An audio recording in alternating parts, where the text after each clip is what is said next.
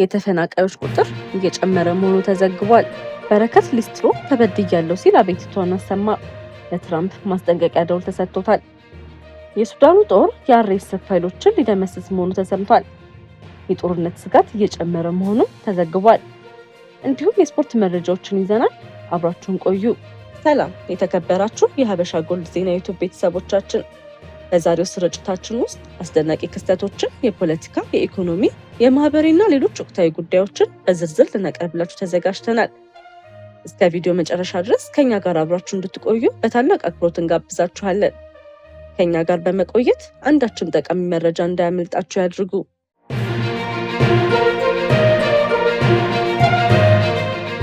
ወደ ዝርዝር መረጃዎቻችን ስናልፍ ወደ ደብረ ብርሃን የሚገቡ ተፈናቃዮች ቁጥር እየጨመረ መሆኑ ተነገረ። ከኦሮሚያ ክልል ምስራቅና ምዕራብ ወለጋ ዞኖች ወደ አማራ ክልል ደብረ ብርሃን ከተማ የሚገቡ ተፈናቃዮች ቁጥር በቀጣይነት እየጨመረ መሆኑንም የቅርብ ጊዜ መረጃዎች ያመለክታሉ።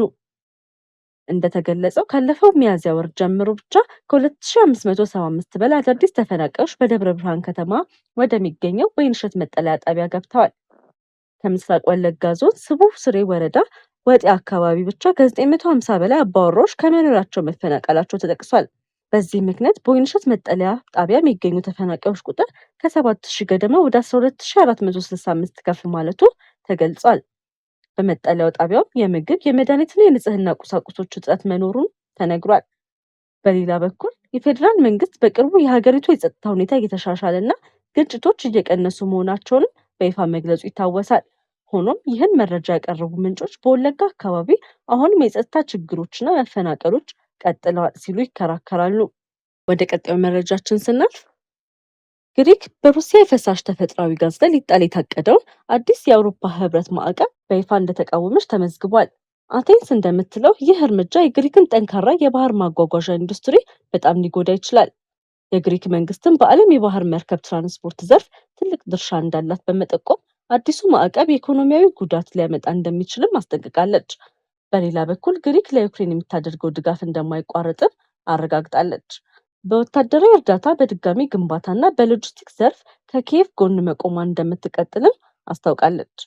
አቴንስ ከዩክሬን ጋር ያላትን አጋርነት እየጠበቀች ቢሆንም የራሷን ኢኮኖሚ መጠበቅና ከሩሲያ ጋር ተጨማሪ ውጥረት እንዳይፈጠር ማድረግ ለሀገሪቱ ዋና ቅድሚያ መሆኑንም አስረድታለች። ይህ አቋም በሩሲያ ላይ የሚጣሉ ተጨማሪ ማዕቀቦች ዙሪያ በአውሮፓ ህብረት አባል ሀገራት መካከል ያለውን የሀሳብ ልዩነት የሚያሳይ አንዱ ምልክት እንደሆነም ተቆጥሯል።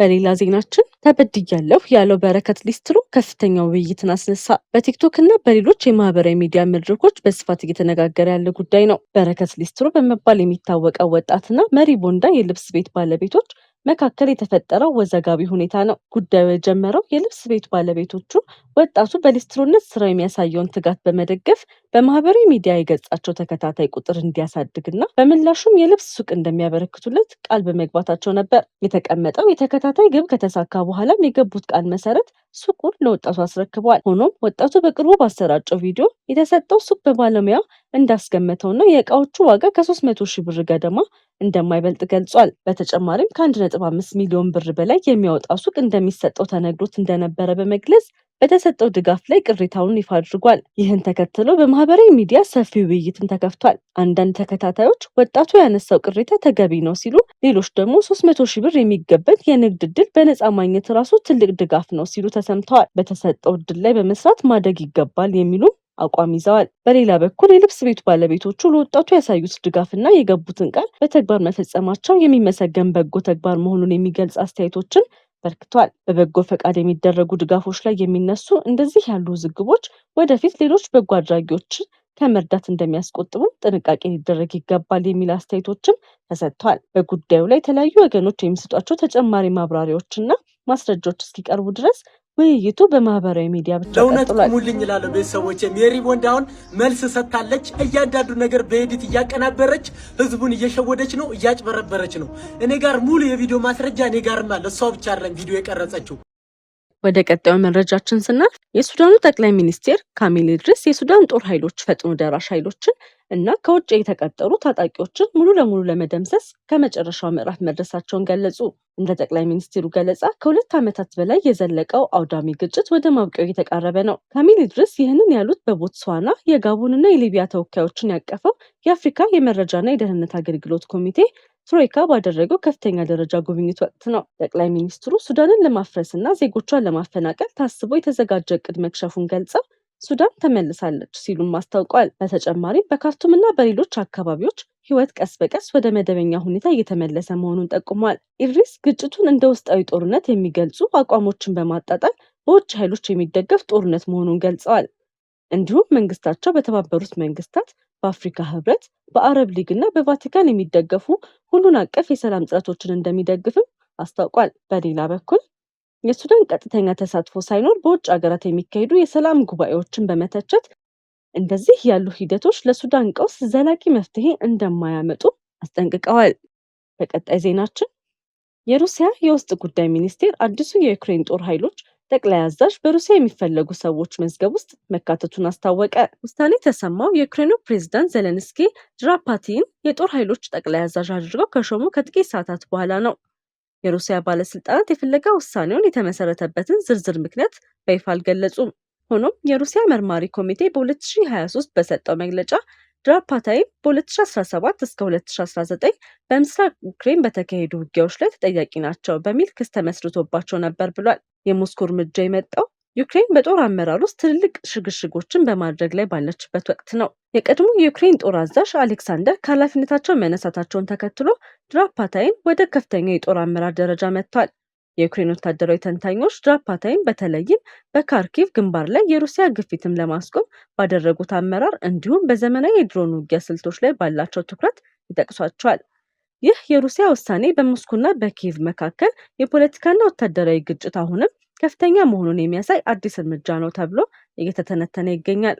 በቀጣይ ዜናችን የአሜሪካ ምክር ቤት ፕሬዝዳንት ዶናልድ ትራምፕ በኢራን ላይ ያለ ኮንግረስ ፈቃድ ወታደራዊ እርምጃ እንዳይወስዱ የሚገድብ የውሳኔ ሀሳብ ማጽደቁን በአሜሪካ ፖለቲካ ትልቅ ውይይትን ቀስቅሷል። ውሳኔው በኢራን ላይ ማንኛውም ወታደራዊ እርምጃ ከመወሰዱ በፊት የኮንግረስ ፈቃድ እንዲገኝ የሚጠይቅ ሲሆን ይህም የፕሬዝዳንቱን የጦርነት ስልጣን ለመገደብ የተወሰደ እርምጃ መሆኑም ተገልጿል። ምንም እንኳን ሪፐብሊካኖች በምክር ቤቱ አብላጫ ቢሆኑም ጥቂት የፓርቲው አባላት ከዲሞክራቶች ጋር በመተባበር ለውሳኔው ድጋፍ መስጠታቸው በፕሬዝዳንቱ የኢራን ፖሊሲ ላይ በፓርቲው ውስጥ ጭምር አስተያየት ልዩነት እየታየ መሆኑንም ያመለክታል። በሌላ በኩል ፕሬዝዳንት ዶናልድ ውሳኔውን ትርጉም የለሽ እና ፖለቲካዊ ሽንገላ ሲሉ በመተቸት ከኢራን ጋር እየተካሄደ ያለው የድርድር ሂደት ሊያውክ እንደሚችልም ገልጸዋል።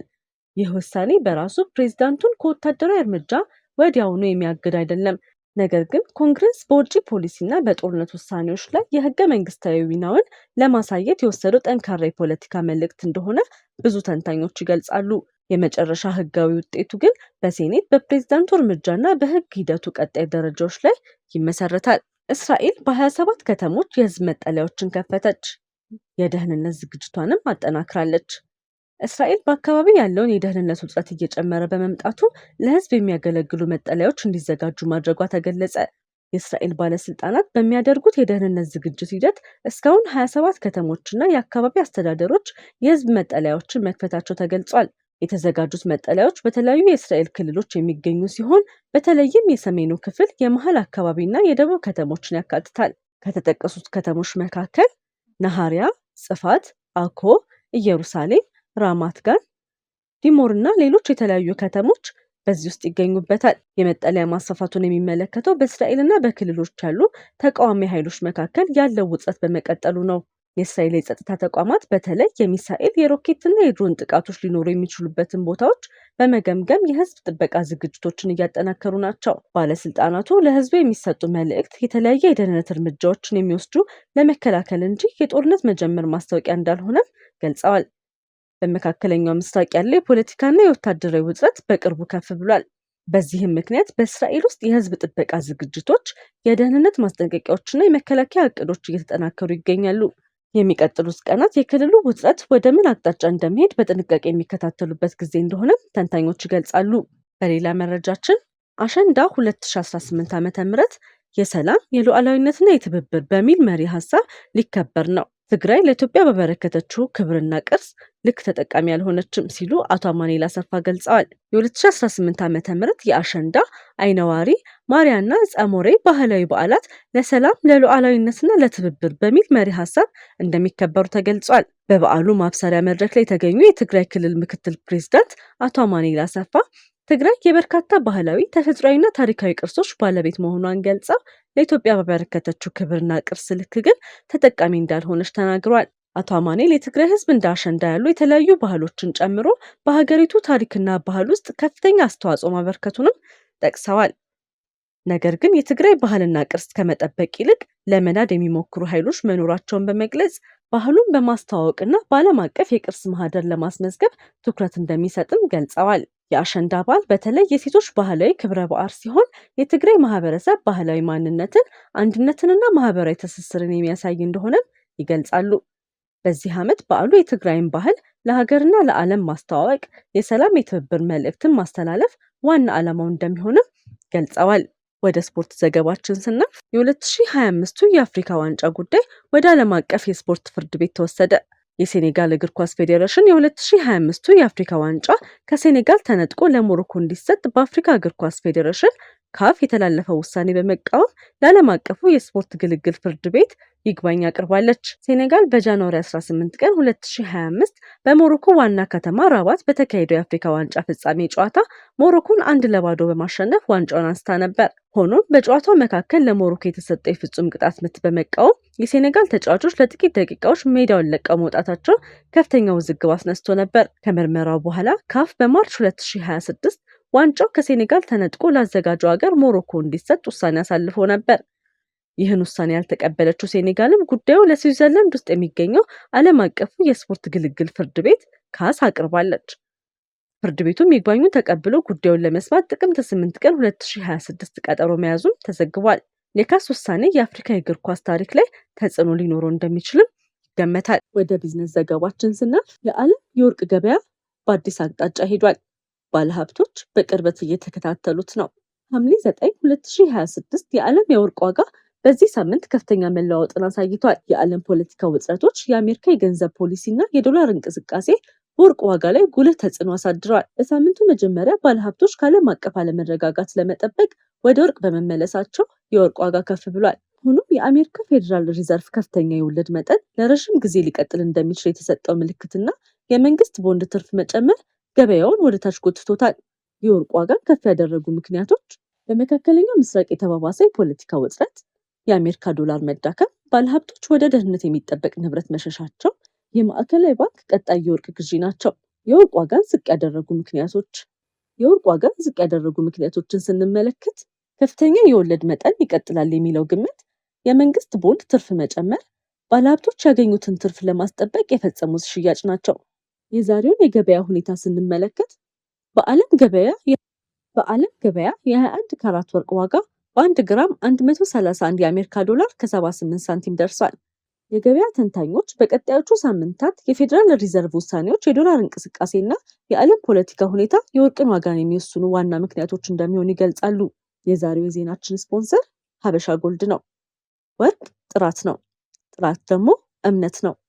እውነተኛ ንጹህና ከፍተኛ ጥራት ያለው 21 ካራት ወርቅ ጌጣጌጥ ከፈለጉ ሀበሻ ጎልድ ትክክለኛ ምርጫው ነው።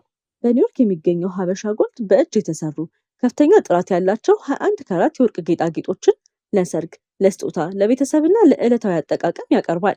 ተመጣጣኝ ዋጋ፣ የተረጋገጠ ጥራት፣ ፈጣን አገልግሎት፣ የደንበኞች እምነት። ዛሬውኑ ከታች ባስቀመጥንላችሁ ስልክ ይደውሉ ወይም በዋትሳፕ ያነጋግሩን።